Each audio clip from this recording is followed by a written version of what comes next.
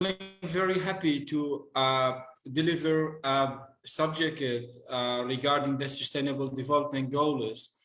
So first of all, I would like to thank the Breaking Boundaries to provide me this great opportunity to lead my presentation. And I would like to introduce myself, of course. However, Kagmeriwan Kaguria introduced me.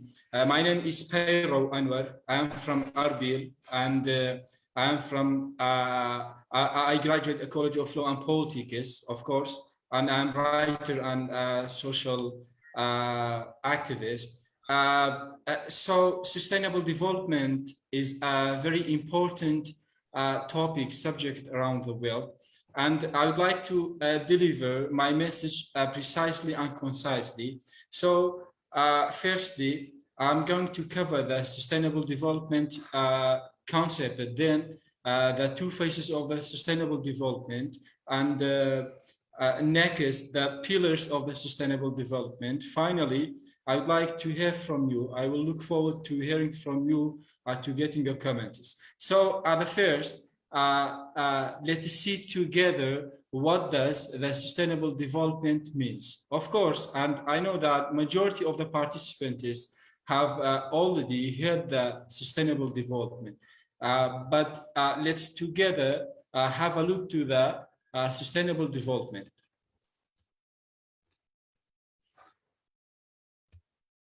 Yeah, like I said, that we have two different phases of the sustainable development.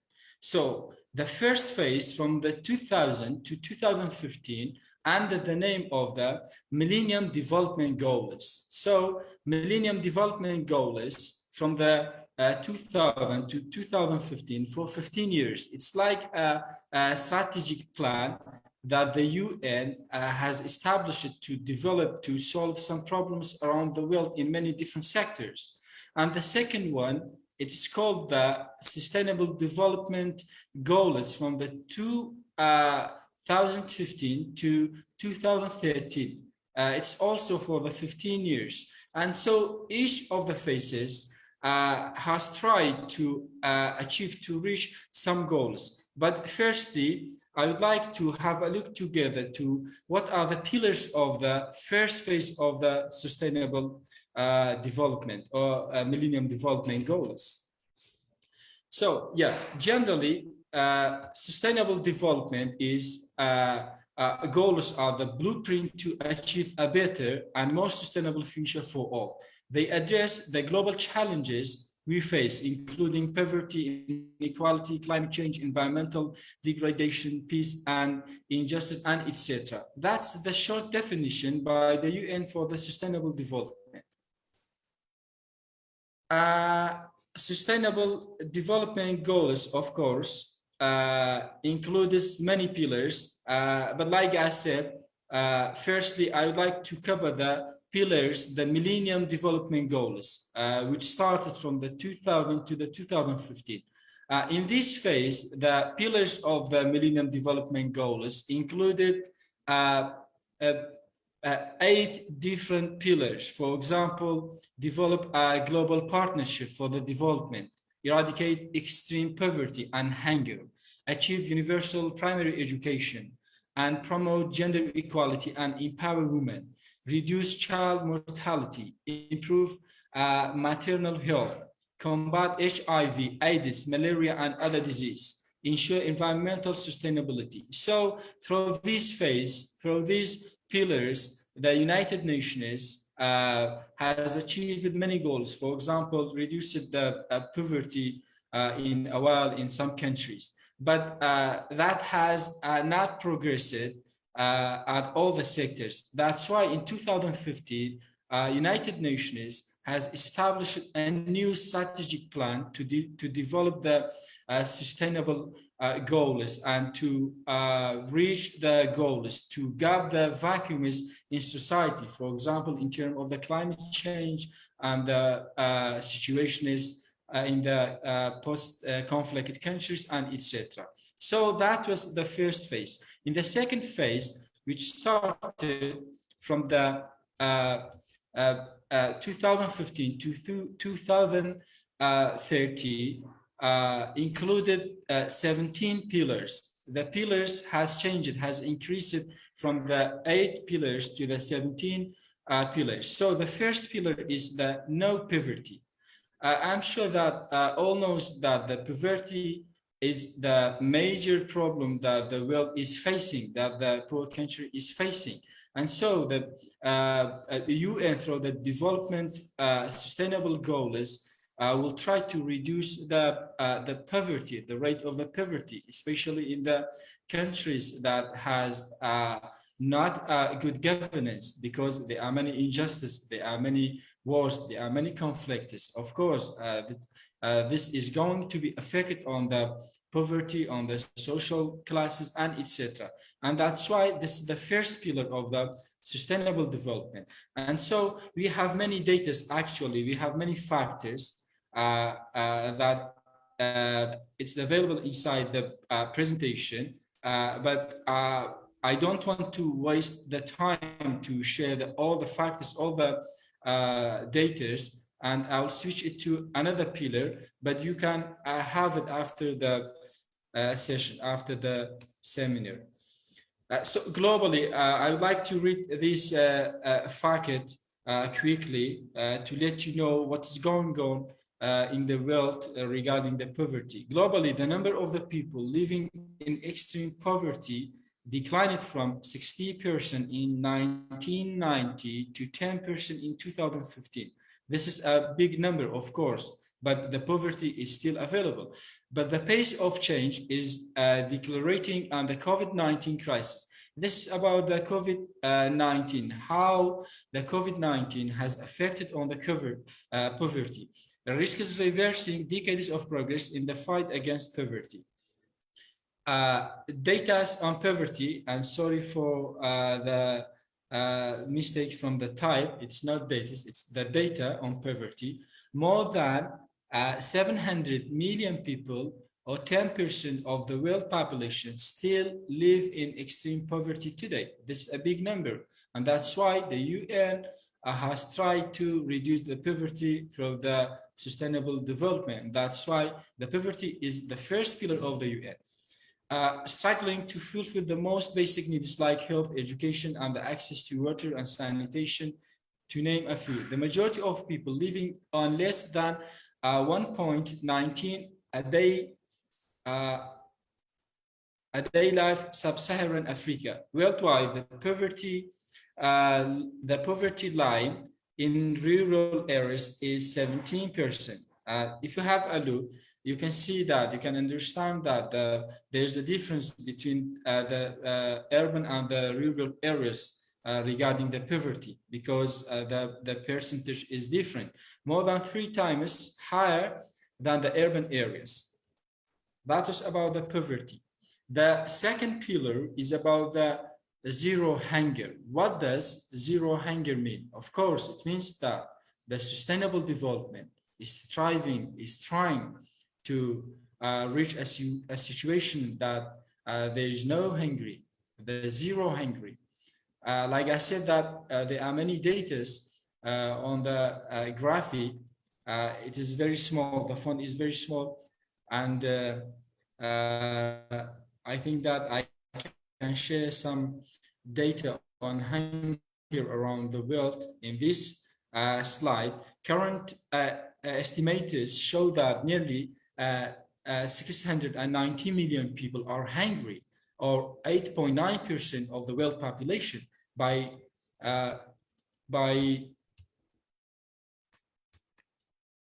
sorry to switch the slide.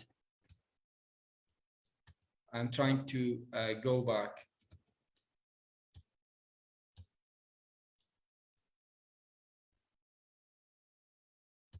Yeah, where did I stop? Yeah, I'm here. Yeah, so nearly 60 million in 5 years. And that is about the hunger around the world.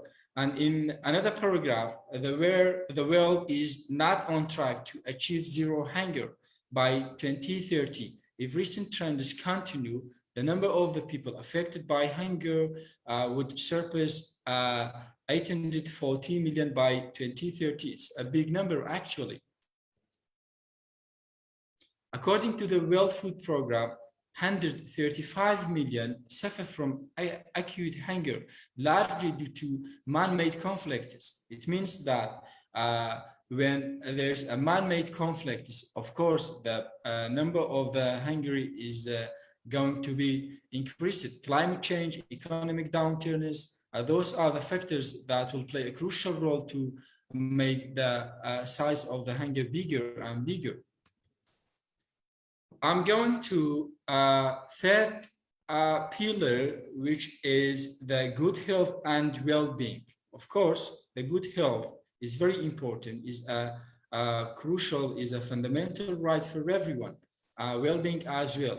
But unfortunately, there's still a situation around the world that people have not access to health services, to the to healthcare and etc. There are many data, of course, in the graphic, but I'm not going to share because I would like to give my message precisely and concisely, like I said. I switch it and I'm going to the fourth pillar. This is about the COVID-19, of course. The fourth pillar is about the quality education. There are many people around the world out of the school until now because the government and the other agencies are not going to provide the education to create a new school. Even we have many children, they are going to school, but there are many loads in the school. For example, in a classroom, there are many students, there are many pupils, and of course that will affect on the people in terms of the managing the classroom and receiving the information and etc. 260 million children were still out of school in 2018. Of course, this number has been increased due to the COVID-19 and due to the conflicts, the wars, and etc. And more than half all children and adolescents worldwide are not meeting minimum proficiency standards in reading and mathematics. It is a crucial problem for the education system around the world.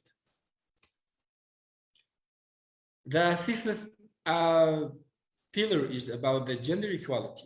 Gender equality is not only a fundamental human right, but a necessary foundation for a peaceful, prosperous, and sustainable world. I'm talking about the Middle East countries, and still the gender equality is not a topic, is not a subject that the government to apply it. And there are many gender inequality in terms of the giving job opportunity, and sharing power and the decision making in negotiation in the military service and etc. There are many gender inequality. However, a few countries in the Middle East has issued new laws, new instructions to provide gender equality, to make a balance in the participation between the male and female. For example, the quota system is a new mechanism, is a mechanism to make a gender equality among the different classes or between the male and female in the society. So discriminatory laws, and however, we have many discriminatory laws, and so discriminatory laws and social norms remain pervasive. Women continue to be underrepresented at all levels of the political leadership, like I said. And 1 in 5 women and girls between the ages of 15 and 49 report experiencing physical or sexual violence by an intimate partner within a 12-month period. A huge problem in the Middle East countries or around the world is the violence, is the gender-based violence, is a sexual violence. However, some countries, like I said, has issued laws to prevent the violence, but this is a phenomenon actually, and has not prevented totally until now. The sixth pillar is about the clean water and sanitation. 1 in 3 people do not have access to safe drinking water. 2 out of 5 people do not have a basic hand washing facility until now with soap and water, and more than 673 million people still practice open defecation. This is, to be honest, this is a violation of the human rights, because according to the Human Rights Declaration, every man, every citizen, every people around the world have access to the safe drinking and safe water. Unfortunately, according to the data, like I said, many people have not access to the drinking water, safe drinking water. The seventh pillar is about the affordable and clean energy. 13% of the global population still lacks access to a modern electricity because they are suffering due to the lack of the electricity or the new energy or the pure energy. Energy is the dominant contributor to the climate change, accounting for around 60% of the total global greenhouse gas emission. I'm sure that all knows that we have a problem around the world, which is the climate change. We have some energy that is playing a crucial role to pollute the environment. The eighth pillar is decent work and economic growth, and hence I'm going to switch the slides because the fact is the figures are too much and we don't have enough time to focus on one by one. The ninth is industry, innovation, and infrastructure, because so it has many details through the figures and the factors. The 10th pillar is reducing inequality. Reducing inequalities and ensuring no one is left behind are integral to achieving the Sustainable Development Goals.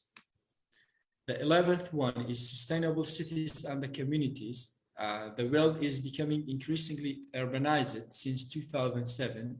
In every country, people are migrating from the villages to the urban cities due to many reasons, especially the lack of the job opportunity, the climate change, the drought, and the lack of water, and etc. And eventually that will affect on the people who live in the city, because you will have overpopulated, and of course the services and the opportunities are not enough to all the people.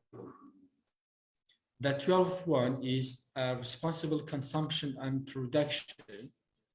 The 13th one is very important, which is the climate action, how the countries around the world will gather together and will reach an agreement to provide the new energies and to stop the pollution and etc.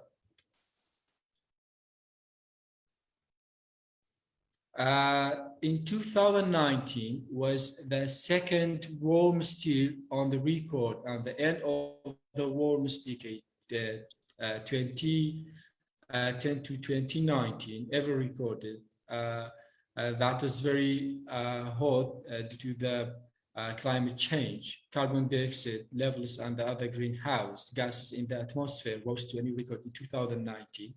So it was about the 2019. I'm sure that in 2020, in 2022, the situation has been worse. The 14th pillar is about life below water. It's about the creatures under the water. 15th pillar is about the life on land. 16th pillar is about peace, justice, and strong institution. It is very crucial. It is very important because the more peace, the more justice, the more strong institutions you will have, and the better society you will have, of course. So the final one is the partnership is for the goals. Uh, we knew that we have many goals, we have many strategies. So the question is how to reach the goals. So which actors can contribute to achieve the goals? Of course, we have many actors. For example, the government or the NGOs, the IGOs, the companies, and meanwhile, we have many different laws on the level of the national laws and the international laws and the regional laws to achieve the goals and to reach the goals to have a pure society and to provide the justice, the equality for all. I don't have anything to say. I just wanted to share the pillars quickly with you, and it's time to receive your comments.